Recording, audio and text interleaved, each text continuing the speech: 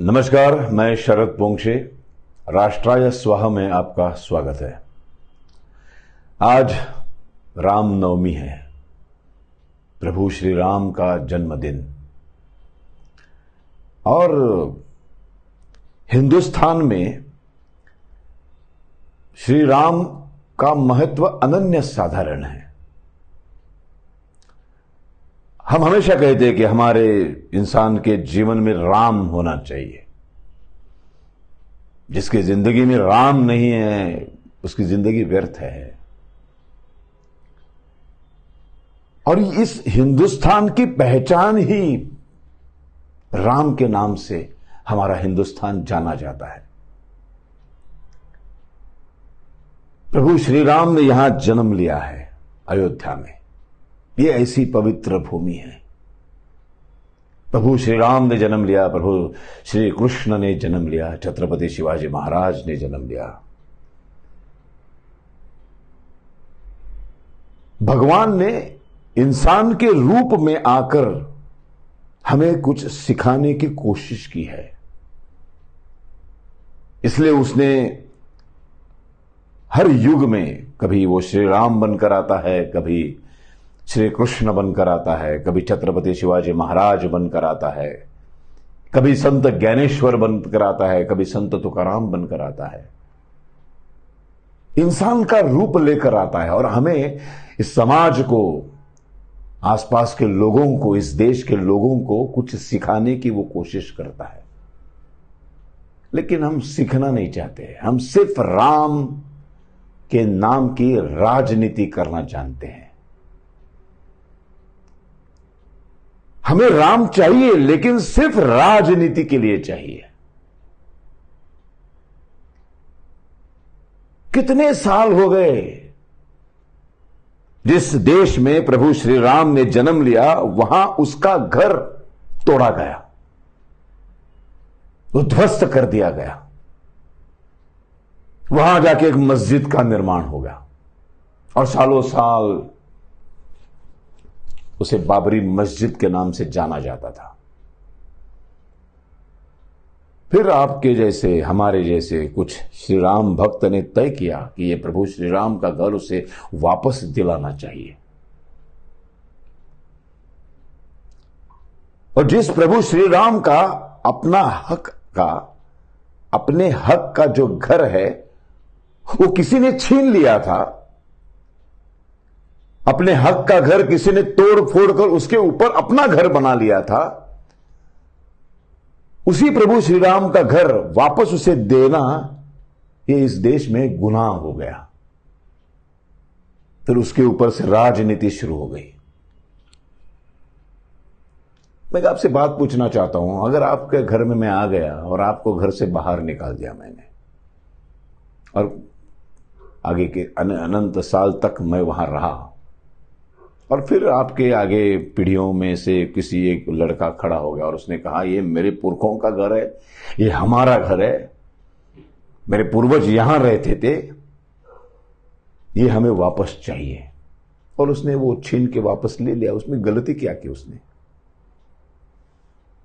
कितने दुर्भाग्य की बात है। सारे प्रूफ्स थे, सारा सब कुछ था कि यहां प्रभु श्री राम ने जन्म लिया था, ये उसका जन्म स्थान है। किसी ने उसको तोड़कर, उसका घर मिटाकर अपना घर बसा लिया है। तो फिर इस प्रभु श्री राम का घर वहां था, ये हमें कोर्ट में जाके सिद्ध करना पड़ता है। कितनी दुर्भाग्य की बात है। कितने सालों तक ये झगड़ा चल रहा था, लेकिन अंतिम विजय श्री राम का होता है। अंतिम विजय धर्म का होता है, अधर्म का नहीं, सत्य का होता है, नीति का होता है। और इसलिए अब प्रभु श्री राम का वो अयोध्या में बहुत बड़ा मंदिर बनने जा रहा है। बहुत खुशी की बात है। प्रभु श्री राम ने इंसान का रूप धारण किया और मर्यादा किसे कहते हैं ये हमें सिखाया है।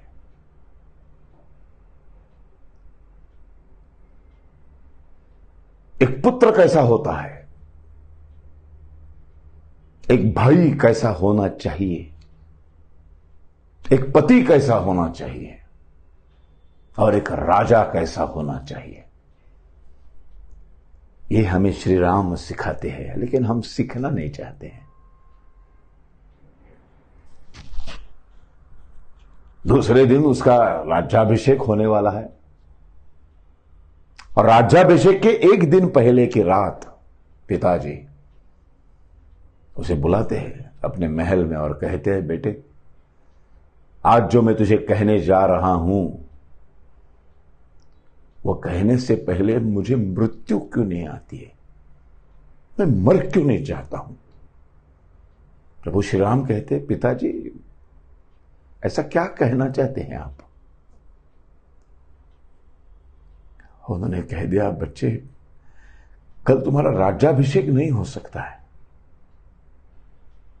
तुम्हें 14 साल के लिए वनवास जाना पड़ेगा, जंगल में जाके रहना पड़ेगा। एक पल भी नहीं सोचा प्रभु राम ने, एक पल भी नहीं, और तुरंत कह दिया हंसते हंसते, हां पिताजी अगर आपकी यही इच्छा है तो मैं कल सुबह चला जाऊंगा।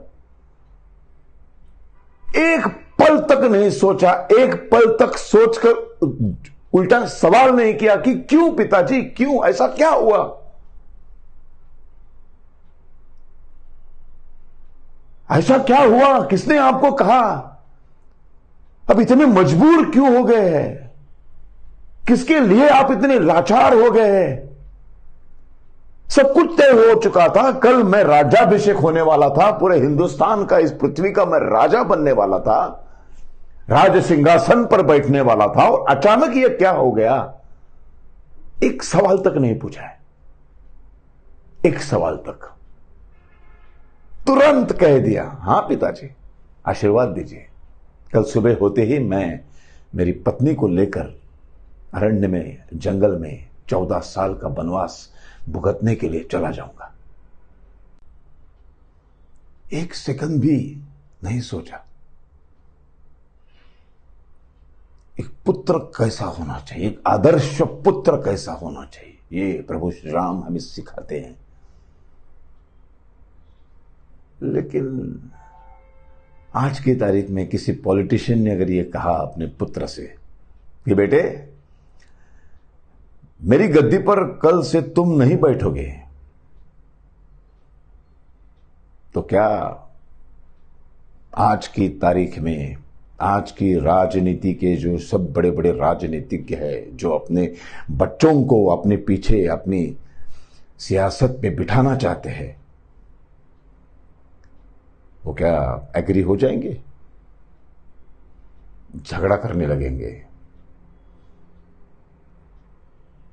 बाप का गला दबाने पर तुले होंगे। हम सिर्फ, मैंने कहा ना, राम का राजनीति, राम के नाम की राजनीति करना चाहते हैं हम। राम हमारे जीवन में लाना नहीं चाहते हैं। इंसान नाम का जो जानवर है ना, वो बहुत ही गंदा जानवर है, और इसे सुधारने के लिए भगवान विष्णु ने एक इंसान का रूप धारण किया, जिसका नाम था प्रभु श्री राम।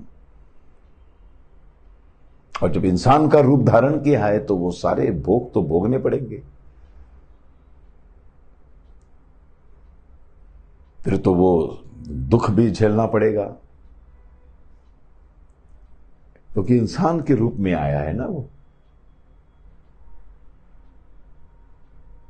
मर्यादा पुरुषोत्तम क्यों कहते हैं उसे। एक पत्नी राजा कहलाते थे। दिलो दिमाग में सिर्फ सीता मैया के बारे में ही सोचते थे और किसी भी औरत के बारे में कभी सोचा नहीं। एक पत्नी, पति कैसा होना चाहिए उसकी एक मर्यादा हमें दिखा के चले गए वो। पुत्र कैसा होना चाहिए, पति कैसा होना चाहिए, भाई कैसा होना चाहिए, उसके बाद राजा कैसा होना चाहिए। हम इतनी चापलूसीगिरी करते हैं कि ये सब भाई प्रभु श्री राम हमें मत सिखाओ, ये हमारे बस की बात नहीं है, हमें ये सब कुछ नहीं हो सकता, हमसे कुछ नहीं हो सकता है, हम ये नहीं कर सकते हैं। इसलिए हमने क्या किया, जो भगवान इंसान का रूप लेकर हमें कुछ सिखाने के लिए यहां आया था, उसे हमने वापस भगवान बना दिया और एक मंदिर में बिठा दिया और बोला प्रभु श्री राम तुम भगवान हो, इंसान बनने की कोशिश मत करो, हमें कुछ सिखाने की कोशिश मत करो, चुपचाप एक मंदिर हमने तैयार किया है वहां जाके बैठ जाओ। और उसे मंदिर के गाभारे के अंदर बिठा दिया, ऊपर से ताला लगा दिया। हम प्रभु श्री राम से कुछ नहीं सीखते, कुछ सीखना ही नहीं चाहते। प्रभु श्री राम, मैंने कहा कि कैसा पुत्र होना चाहिए, कैसा पति होना चाहिए, कैसा भाई होना चाहिए, और राजा कैसा था, वो राजा कैसा होना चाहिए। आज भी पूरे विश्व में जब हम चर्चा करते हैं कि राज्य कैसा हो और राजा कैसा हो, सिर्फ दो ही नाम आते हैं, एक प्रभु श्री राम और दूसरा छत्रपति शिवाजी महाराज। ये प्रभु श्री राम राजा, आदर्श राजा कैसा था, ये बताऊंगा कल। तब तक आज्ञा दीजिए, धन्यवाद। राष्ट्राय स्वाहा।